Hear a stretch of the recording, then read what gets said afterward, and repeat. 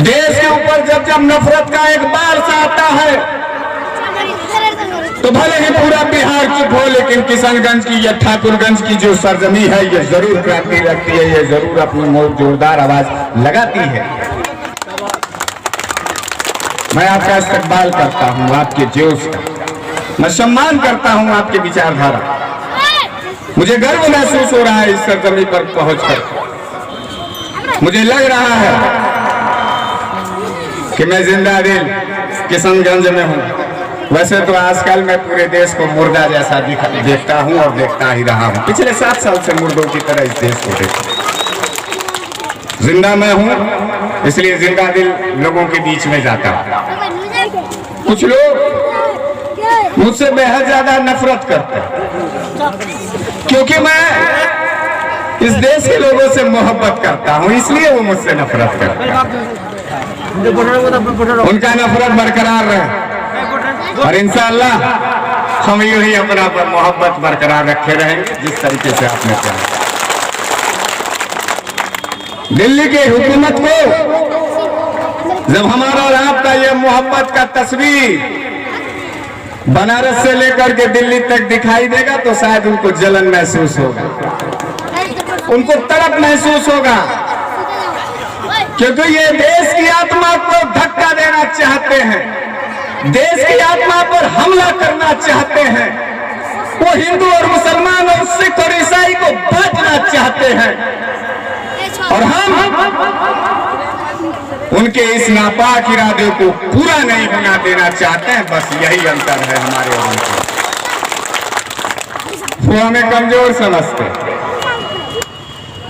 वो सोचते हैं कि पुलिस लगा करके हमारे आवाज को दबा देंगे। उन्हें मालूम नहीं है कि हम हिंदुस्तान के उन बुजुर्गों के औलाद हैं जो हिंदू और मुसलमान एक साथ एकजुट होकर के इस देश की आजादी को किए। भाजपाइयों, थोड़ा तुम अपना डीएनए टेस्ट कराओ, शक लगता है कि तुम हिंदुस्तानी नहीं हो, शर्म आती है कि तुम हिंदुस्तानी नहीं हो। इस देश के अंदर जो भी हिंदुस्तानी होगा, जो भी इंडियन होगा, वो अपने देश के तिरंगे को पूछता है, अपने देश के तिरंगे का सम्मान करता है। ये कौन लोग हैं जो सिर्फ और सिर्फ एक झंडे यानी आरएसएस का झंडे को पूछते हैं, वो हमारे देश के तिरंगे के झंडे से वो नफरत करते हैं। थोड़ी सी गलती हो गई मेरे दोस्तों, बनारस बना हुआ रास्ता, वहां गालिब साहब भी अपने मिजाज को अदा करते थे, तो हमारे हिंदू धर्म के सबसे बड़े धर्मगुरु शंकराचार्य भी उनके साथ बैठ करके गुफ्तगू किया करते थे। न जाने किसकी नजर लगी और देश का सबसे बड़ा नफरतबाज हमारे बनारस के अंदर आता है। अभी भाई साहब बोल रहे थे संचालक महोदय कि देश के अंदर नफरत की खेती भारतीय जनता पार्टी करती है। वो क्यों करती है आप समझिए। वो लाचार लोग हैं, वो 70 साल से भूखे नंगे लोग थे, वो अपने नफरत के बल पर इस देश पर सत्ता के काबिज होना चाहते थे। कांग्रेस ने, तमाम विपक्षी दलों ने, आपने, हमने, सबने एकजुट होकर के इनका तिरस्कार किया, इनका बहिष्कार किया, इनको धक्के मार करके बाहर करने का काम किया था। लेकिन अफसोस था कि जो नई युवा पीढ़ी आई उन्हें धर्म और जाति के नाम पर बहुत बरगलाया गया, उन्हें लड़ाया गया और वो अपने नापाक मंसूबे में साफ साफ पूरी तरीके से सफल। कोई दिक्कत की बात नहीं, शरीर है तो साल भर में एक आध बार बुखार तो आता ही है। ये देश का बुखार है, इसको झेला जाएगा और इसकी दवा भी की जाएगी, इसलिए हम लोग एकजुट हैं। ये निमोनिया लोग हैं, ये डेंगू लोग हैं। भारतीय जनता पार्टी कभी भी इस देश के सरजमी के लिए वफादारी से काम नहीं की। जो लोग वफादार के औलाद हैं वो पूरी तरीके से वफादारी से इस देश के आवाज के साथ है। जो लोग गद्दार के औलाद थे पूरी गद्दारी के साथ इस देश के साथ गद्दारी करते नजर आ रहे।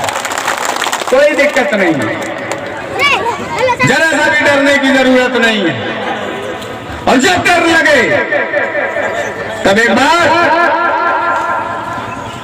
मौलाना अब्दुल कलाम साहब को जरूर देखिएगा, इस देश के तिरंगे को देखिएगा, इस देश के उन तमाम क्रांतिकारियों को देखिएगा जिन्होंने अपने घर परिवार और बच्चे का जरा सा फिक्र न करते हुए इस देश के लहराते तिरंगे के लिए अपना सर कलम करवा दिया, फांसी चढ़ गई।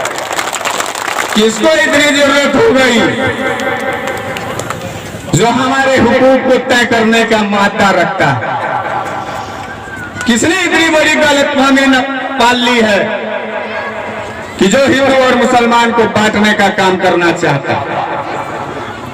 किसको इतना हिम्मत मिल गया जो देश के मुसलमानों को CNRC के तहत बाहर करने का काम करना चाहता है? हिम्मत नहीं हो सका।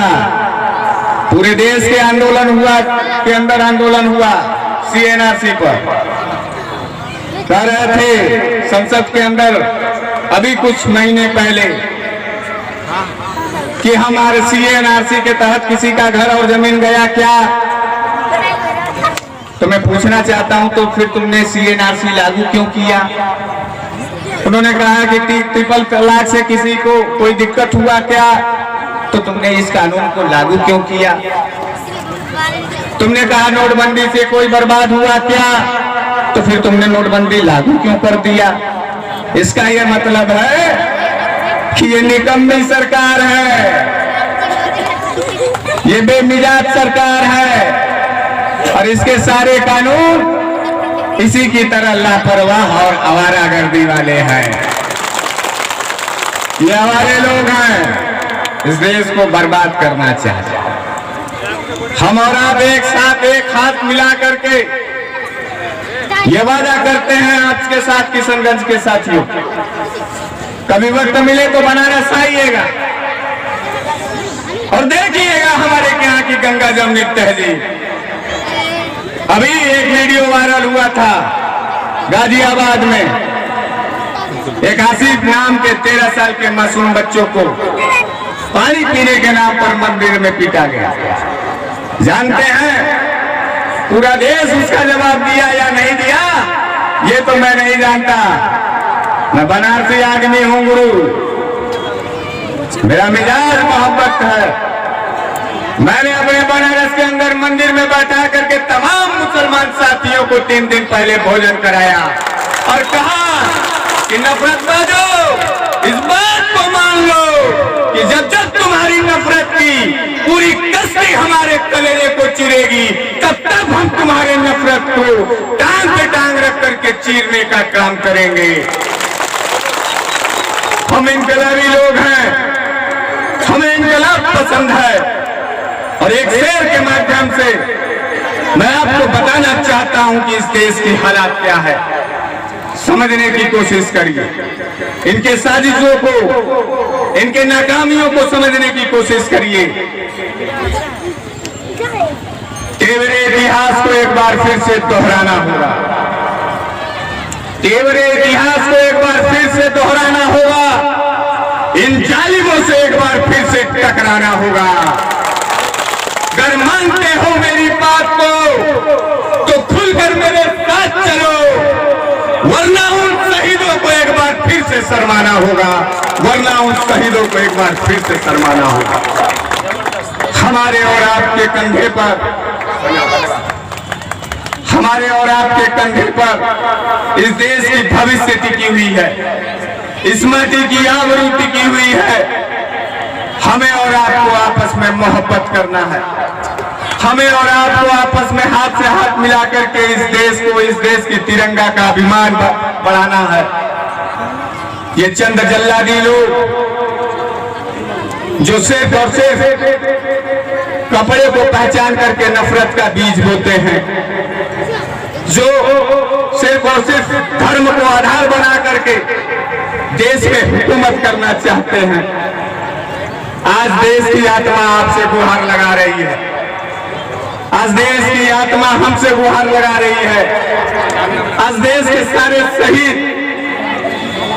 भारी मन से आपको देख रहे हैं कि हमने मोहब्बत का जो बगिया सींचा था उसे नफरत की खेती में किन जालिमों ने बदल दिया है। और इस बदलाव के लिए आपको डरना नहीं है, आपको चुप नहीं रहना है। विनय दुबे, ये मेरा नौजवान साथी, कोरोना काल में याद होगा कि जब देश का प्रधानमंत्री तबलीगी जमात पर जहर उबल रहा था, तब हमारा विनय दुबे साथी अपने देश, अपने उत्तर भारतीयों के लिए बांद्रा पर सैकड़ों ट्रेनों का और सैकड़ों बसों का अपने जेबे से, अपने खर्चे से ऐलान किया था कि हम अपने पैसे से अपने उत्तर भारतीय भाइयों को बिहार और उत्तर प्रदेश भेजेंगे। नतीजा क्या हुआ?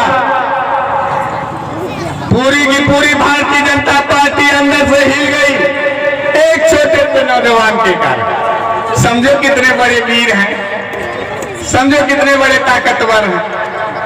और हम ऐलानियां कहते हैं कि विनय दुबे पूरे देश में अकेले घूमता है।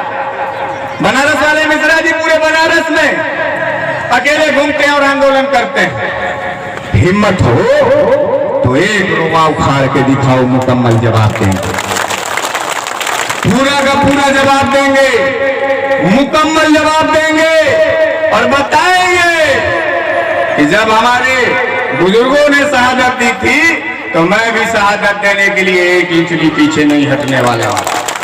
इस मिजाज को बना के रखिए और देखते हैं कौन सा माई का लाल हमें और आपको बांटने का फिरका तरस्ती करता है। हाथ बढ़ाओ आगे, कदम बढ़ाओ आगे। इस देश की जो तिरंगा है, इस देश का जो संविधान है, वो तुम्हारा इंतजार कर रहा है, वो लाचारी भरे निगाहों से तुम्हारा इंतजार कर रहा है। तुम यहाँ जमीन पर बैठे हो इसलिए उनके नापाक इरादे बुलंद हैं। जिस दिन तुम कदम बढ़ाना शुरू करोगे वो पीछे भागते नजर आएंगे और एक दिन ऐसा आएगा उनको हम लोग मिलकर के इस देश से भगाने का काम करेंगे। उनको इतनी जरूरत होगी हमारे ऊपर जुल्म, हम लोगों के भाई बहन के ऊपर जुल्म करेंगे, हमें